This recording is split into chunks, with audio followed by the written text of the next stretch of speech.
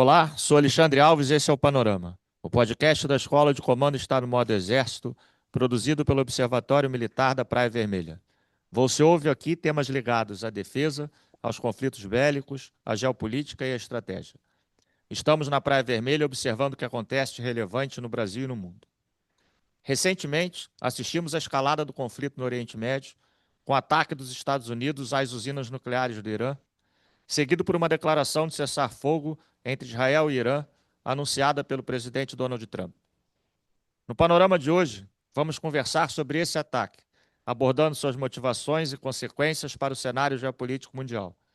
Os nossos convidados, a quem desde já damos as boas-vindas, são os professores doutores Sandro e Carlos Fredericos, ambos da Escola de Comando Estado-Maior do Exército e participantes do nosso programa de pós-graduação em Ciências Militares.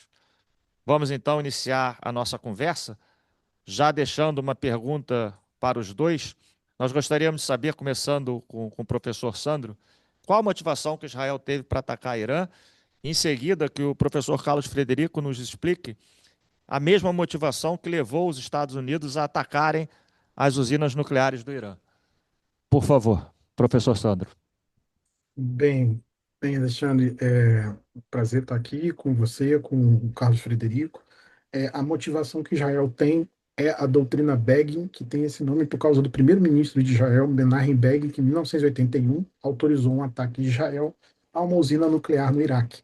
Essa usina não estava em funcionamento, ela estava sendo construída, e isso virou uma doutrina na qual Israel se reserva o direito de atacar qualquer nação da região que desenvolva, que seja hostil a Israel e esteja desenvolvendo um programa com armas de destruição em massa. Isso depois aconteceu novamente em 2007, com Ehud Olmert como primeiro-ministro, quando ele atacou o nascente programa nuclear da Síria, e agora a gente está vendo uma terceira aplicação da doutrina Begin, com Benjamin Netanyahu atacando as instalações nucleares do Irã e também as suas instalações de mísseis e foguetes.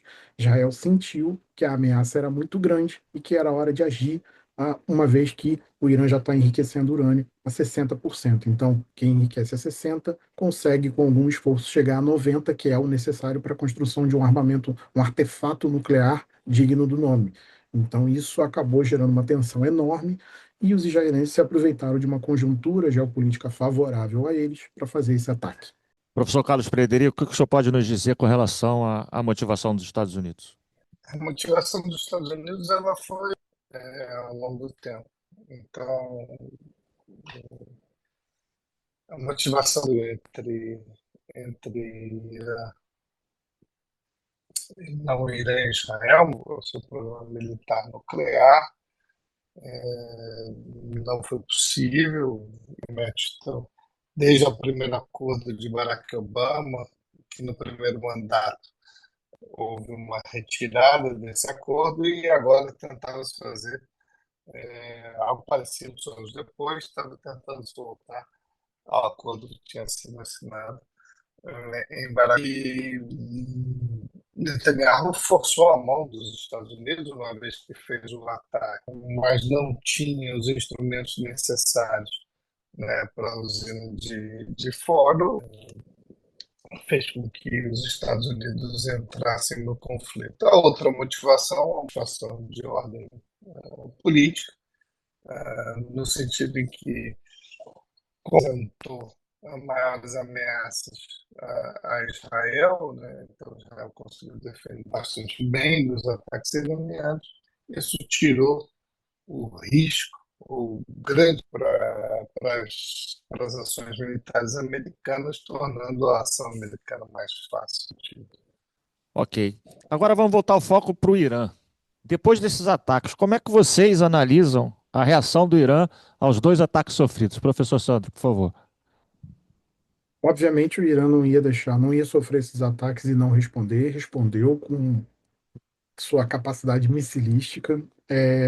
Ela foi muito desconsiderada no primeiro momento, graças à grande capacidade de interceptação israelense, mas o fato é de que pela primeira vez Israel se viu diante de um ator que conseguiu causar danos reais face a toda a cobertura de defesa aérea israelense. Então, o Irã utilizou mísseis hipersônicos como o Fatah-1, utilizou o Raj Qassem ou o Khorram Shah, que são mísseis que têm capacidade cluster, Eles são a versão missilística do que é uma bomba cluster, ou seja, uma bomba que libera uma série de munições em uma área, e isso foi algo que impressionou muito a opinião pública israelense, que passou a pressionar muito o governo para que aqueles lançamentos de mísseis não ocorressem no Irã. E isso fez com que o esforço principal da campanha, boa parte dos 12 dias, fosse voltado para eliminar os lançadores de mísseis.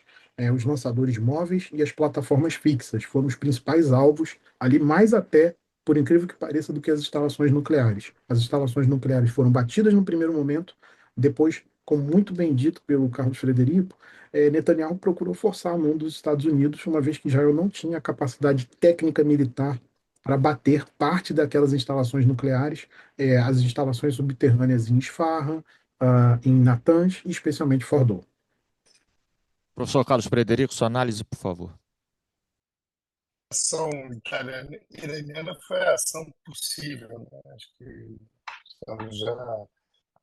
já detalhou algumas das questões, mas tanto em relação a Israel, em relação aos Estados Unidos, depois que atacado pelos Estados Unidos, o Irã está preparado para terminar o conflito desde que ele pode ser atacado. O prioridade do sistema de defesa israelense. E quando o Irã depois telegrafa um ataque no ar, né, e até o presidente Trump fez, de certa forma, pouco caso disso, isso demonstra que militarmente, né, o Irã não tem para brigar, vamos dizer, de igual para igual. Ok, a gente tem visto na mídia bastante notícia agora, depois principalmente do anúncio do cessar-fogo, com relação ao que teria acontecido, quais seriam os possíveis danos que o programa iraniano teria sofrido após os ataques. E nós vimos também, inclusive, eu vi uma abordagem do professor Carlos Frederico no canal de mídia, falando sobre a possibilidade do enriquecimento do urânio iraniano a ser feito por nações aliadas do Irã. Eu queria que os senhores comentassem um pouco sobre isso. Na visão dos senhores, qual seria o dano que o sistema de produção de enriquecimento de urânio sofreu com os ataques que ocorreram? E se alguma outra nação estaria disposta a enriquecer urânio para o Irã? Professor Sandro, por favor. Eu acho que Deixa eu pular, eu vi, Sandro. Porque a pergunta me foi feita, né? Eu não coloquei. A pergunta me foi feita lá, se seria possível, e a resposta foi um taxa, vamos dizer, não absoluto, mas uma altíssima, né? Quase que absoluto. Né? Acho que aí tem dois motivos, porque alguma outra nação fazer guarda de urânio enriquecido. Segundo as nações fazer essa guarda, já tem o urânio enriquecido, a capacidade muito maior, então não tem a necessidade de fazer guarda de urânio enriquecido nesse sentido. Acho que 2 mais 2 somariam 273, não faria um sentido. Sandro, continua, por favor. Eu acho que é como o Carlos Frederico disse, eu acho que nenhuma nação aceitaria fazer esse enriquecimento a não ser no contexto de um acordo, que é o que a gente não tem. E por isso a gente tem um conflito. Então, fora de um cenário de um acordo, não acredito que nenhuma nação aceitaria, inclusive porque ficaria na mira tanto de Israel quanto dos Estados Unidos. Eu não acho que ninguém queira essa pecha nesse momento, ninguém queira ganhar esse alvo na testa nesse momento. E quanto à questão das capacidades, muito se fala do ataque à usina de Fordow, muito se fala das instalações em Natanz e Isfahan, mas eu acho que o principal dano ao programa nuclear iraniano são a morte dos 9 cientistas. Veja, a morte dos 9 cientistas que a gente vê aqui é sem dúvida uma perda, a meu ver, muito maior em capacidade e conhecimento para o programa nuclear iraniano do que a perda das instalações. As instalações podem ser refeitas e reconstruídas, mas perder as pessoas que têm o know-how, isso sim é um dano muito grave. E todas de uma vez só, sem dúvida, é uma pancada muito forte. Logo depois do anúncio do cessar-fogo, que a gente viu uma suposta tentativa de violação pelos dois lados, antes do prazo dado pelo presidente Trump. O que temos observado de lá para cá é uma guerra de narrativas na mídia. Todos os lados anunciando que venceram o conflito por enquanto, até o momento, que conseguiram atingir seus objetivos, seja os Estados Unidos defendendo Israel, seja Israel defendendo seu próprio território. E o líder iraniano, inclusive, indo à mídia estatal do Irã anunciar que ele sim foi o grande vencedor até o momento do conflito. Eu queria que os senhores comentassem alguma coisa sobre isso. Essa guerra de narrativas, o motivo delas existirem e por que a gente está vendo isso aí quase diariamente na nossa televisão. Professor Carlos Frederico, vamos começar com o senhor, por favor? E eu acho que aqui não é, não tem nada a ver com concordar ou discordar, tá? Com qualquer ação. Análise de resultados. Né? Então, Israel conseguiu demonstrar que tem que é capaz de atingir praticamente qualquer alvo, né? Com exceção de um, né, para o qual precisou o apoio dos que queriam que um acordo fosse realizado, acontecendo após um ataque. Então, também fez um ataque militar, não recebeu nenhum motivo em relação a isso, e conseguiu o que queria, que era um cessar das hostilidades, ainda que nesse momento um pouco frágil. Então, eu não consigo uma outra conclusão que os vencedores desse conflito, nesse momento, ainda que em curto prazo, são o governo Trump e o governo encontrar nenhuma outra. Essa, a única o regime iraniano, por assim dizer, que ele continua de pé, quer dizer, então algo novo, ele demonstrou uma capacidade relativamente pequena, acho que, que os ataques causaram estragos e naturalmente não nego a simetria entre as capacidades, né, dos dois, e isso ficou bastante. Se é para colocar na coluna de vitoriosos e derrotados, venceu o governo Trump e perdeu o regime dos ayatollahs. Professor Sandro. Eu acho que parte dessas narrativas aqui colocadas são apenas questões do final do conflito. Todos os lados vão colocar, principalmente para os seus públicos internos, olha, nós vencemos. Então, é importante. Israel conseguiu atrasar o programa nuclear? Provavelmente, com a ajuda americana, sem dúvida. Para o Irã, não se perdeu o programa nuclear, é importante que isso seja dito. Mesmo que você tenha perdido ali, você pode ter atrasado, mas até onde se sabe, Israel não pegou todas as pessoas ligadas ao programa nuclear e nem todas as instalações. Por exemplo, a gente não ouviu ações voltadas para as instalações de Parchim, que são instalações também importantes nesse programa nuclear. Ou elas podem não estar mais sendo relevantes, ou Israel priorizou ali o enriquecimento que é feito nessas três plantas, Isfahan, Natanz e Fordow. Mas o fato é de que, sem dúvida, a gente está vendo aí um cenário no qual os três atores vão colocar sua posição de maneira muito vocal, porque afinal agora vão vir as negociações. Então, o presidente Trump disse recentemente que deve se encontrar com o Irã nas próximas semanas. A gente não sabe se isso é um encontro pessoal ou um encontro de pessoas ligadas a ele, como é o negociador dele para o Oriente Médio, que é o Steve Witkoff. Mas o fato é de que, se ele disse isso publicamente, deve haver uma negociação, provavelmente, para a volta deve haver uma ação para a volta das negociações relativas à questão nuclear iraniana. Aqui são negociações que ocorrem entre os Estados Unidos e o Irã, em Mascate, que é a capital do Omã. Então, talvez a gente esteja vendo algo nesse sentido. Mas o fato é que os três lados vão dizer isso.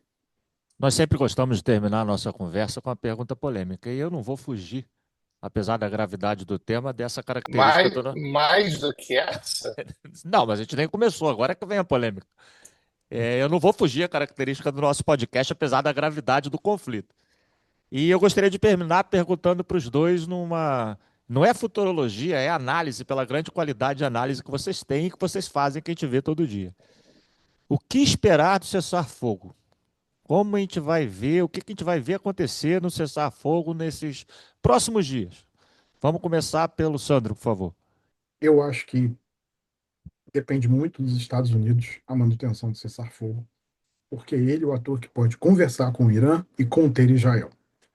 A depender de Israel, se Israel identificar que as negociações vão continuar paradas, apenas numa valsa de reuniões que nada resolve, e que a capacidade de enriquecimento e a capacidade de produção de urânio do Irã não estejam afetadas, eu acho que esse cessar-fogo não se mantém. Pelo lado do Irã, eu acredito que o Irã queira uma situação na qual ele não volte a enfrentar Israel diretamente por algum tempo, mas continue a hostilizar Israel por meio dos seus proxies em todo o Oriente Médio, aquilo que sobrou do eixo da resistência, que foi tão duramente atacado por Israel nas guerras que se seguem desde o 7 de outubro de 2023. Então, o que eu acho aqui é que a gente vive uma situação, é um cessar-fogo extremamente frágil, mas que, acima de tudo, depende muito da capacidade americana de conter Israel e negociar com o Irã e obter compromissos reais do Irã para que impeçam um ataque israelense. Não há interesse nessa administração americana, claramente, em um conflito prolongado, em nenhum conflito, aliás. Então, aqui reside na mão e no poderio americano manter esse cessar-fogo de pé. Professor Carlos Frederico, por favor. O- Em relação ao cessar-fogo, eu acho que ele se mantém, se mantém. Mas o que a gente pode esperar é ações, mais nações, perdão, participando dessa discussão de Rússia e de China, e principalmente para negociar algo permanente. Acho que a gente vai voltar uma costura aí, já a gente tem reunião dos BRICS daqui a uma semana aqui, o Irã agora faz parte. Então, acho que a gente vai ter uma discussão maior sobre um acordo. E acho que tem uma interpretação de que o ataque em Ford fica um cheque em branco dos Estados Unidos para Israel. E, ao contrário, eu acho que Trump age para fazer o ataque. Israel, olha só, eu estou fazendo isso aqui, mas eu não quero mais hostilidade, eu não quero mais conflito. Tem sido as mensagens que a gente tem visto. Então, eu acho que o cessar-fogo permanece. Sim. Nossa conversa está muito boa, mas nós temos que encerrar até pelo limite de tempo. Então, eu gostaria de saber se algum dos senhores quer fazer alguma consideração final, mas aquela consideração final mesmo, assim, é no máximo 30 segundos. Tá bom? Nada, professor Sandro, nada, professor Cássio Frederico, alguma coisa? É, não, da minha parte é só a gente não tem que se assustar com o que a gente não sabe, entendeu? Acho que o conflito e as situações sem ter o absoluto domínio e não se perder nisso. Países diferentes vão dizer coisas diferentes e ainda assim a gente tem que analisar aquilo que está na nossa frente. Nossa Para ser edição do bem Panorama. rápido, Fechou, para fechou. ser, Quer falar, Sandro? Pode falar. Não tem problema, para não. ser muito rápido, para ser muito rápido, eu acho só que esse conflito é mais um capítulo na erosão da ordem como a gente tem e na criação de uma nova ordem como a gente ainda não sabe como vai ser no cenário internacional. E aí a gente está vendo também uma reconfiguração do Oriente Médio, a aguardar como ela vai se apresentar. Ok. Nossa edição do Panorama vai ficando por aqui. Gostaríamos de agradecer imensamente aos professores Sandro e Carlos Frederico e a todos os nossos ouvintes. Se você quiser saber mais sobre este assunto, é só acessar o site do Observatório Militar da Praia Vermelha no endereço